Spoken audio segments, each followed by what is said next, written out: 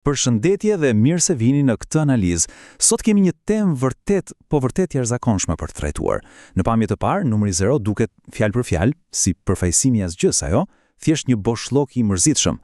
Por, nëse gërmojmë pak më thellë dhe bëjmë një krahasim mes traditat e lashta ezoterike dhe shkencës moderne, na shfaqet një dialog filozofik thjesht mahnitës. Ne nuk do ta shohim zeron thjesht si një mungesë, por si vetë zbrazdinë primordiale dhe burimin e pafundësisë.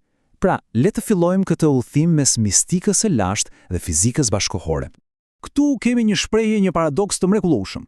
Ai ishte gjithçka përpara se gjithçka të bërej diçka. Wow! Fjalë mjaft forte apo jo? Për mistikët e lashtë dhe mendimtarët e hershëm, zeroja nuk ishte kur një dhomë zbrazët ku mungonin gjërat. Nuk ishte asgjëja.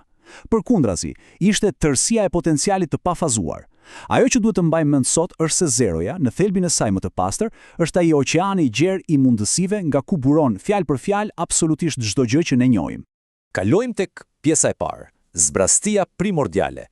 Le të kthehemi pak pas në kohë, madje përpara vetë konceptit të kohës apo hapësirës. Në traditat ezoterike, zeroja ka 4 pika kyçe.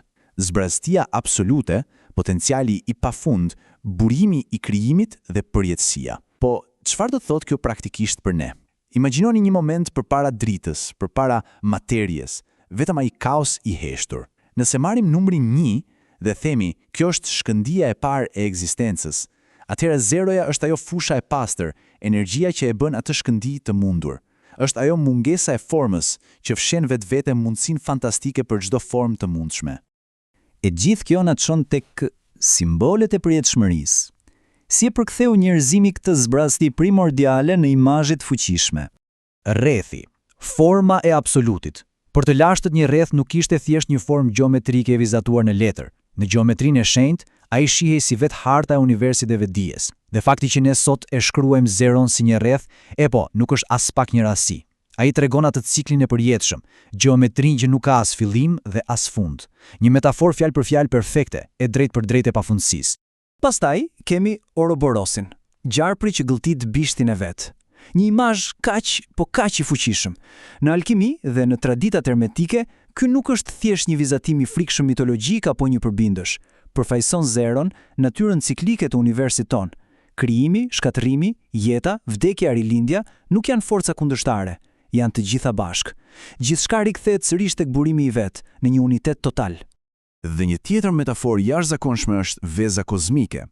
Imagjinoni gjithë universin të mbështjellë brenda një ene primordiale, një zbrazdi e mbyllur që është, si thuaç, shtatzën me të gjithë realitetin. Veza e kthen zeron nga një koncept abstrakt e të ftohtë matematik në inkubatorin më magjepsës të vetjetës. Aty flen heshturazi i gjithë potenciali i pashpërthyer i krijimit. Tani, le t'i qasemi fizikës moderne me fusha 0 point. Përpej asaj që diskutuam, shkenca e çon këtë ide krejt diku tjetër. Këtu ndodh ajo mbivendosja absolutisht e çmendur mes besimeve të lashtave shkencës. Nga njëra anë kemi kaosin e heshtur mistik, dhe nga ana tjetër kemi fushën e pikës 0 ose 0 point field. Dhe dini çfarë thot fizika sot? Që edhe në bushllokun më absolut të hapësirës, ku s'ka as drita as materie, ekziston një sasi marramantse mangjie luhatse. Bushllloku thjesht nuk është kurrë i zbrazët. Për shumë njerëz kjo është fjalë për fjalë jehona shkencore asaj që të lashtët kanë besuar gjithmonë. Energjia nuk mungon. Ajo thjesht është fshehur atë brenda zbrazëtisë. Për ta bërë edhe më të prekshme, hidhini një sy cikleve rrethore në natyrë. Orbitat planetare, stinët që ndrohen me përpikmëri, ritmet kozmike apo edhe vetë frymëmarrja jon. Natyra nuk i pëlqen vijat e drejta. Asgjë nuk funksionon ashtu. Gjithçka është një rreth. Edhe orët tona digjitale rikthehen në mesnatë zeroja për të nisur sërish një ditë të re. Të gjitha këto na tregojnë të njëjtën gjë, një rikthim të përhershëm tek fillimi. Ndërkohë në budizëm dhe taoizëm, ky lloj boshllоku shihet si gjendja më e pastër e vetdijes. Të mbrish në gjendjen 0 do të kesh gjetur qetësinë e vërtet absolute, vetë burimin e harmonisë. Madje në shumë drejtime, zeroja funksionon si një amplifikues.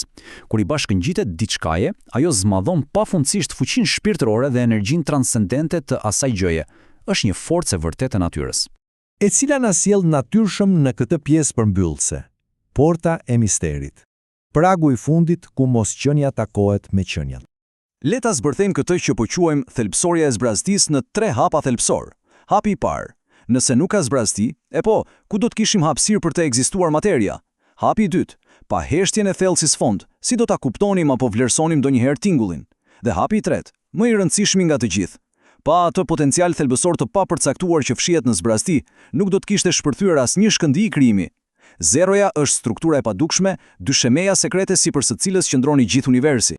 Të gjitha këto lidhje fantastike na lënë me një pyetje thellësisht provokuese. Nëse zeroja është ky fillimi i padukshëm i gjithçkaje, e mbushur me fushën e energjisë zero point dhe me të gjithë potencialin e universit, atëherë çfarë realitetesh tjera po presin të fshehura brenda zbrazzotisë që na rrethon çdo ditë? Oqeani i mundësive është fjalë për fjalë i pafund. Faleminderit që ndoqët këtë analizë sot. Dhe herën tjetër që shihni thjesht një rreth, thjesht një zero, me siguri nuk do ta shihni më kurrë thjesht si asgjë.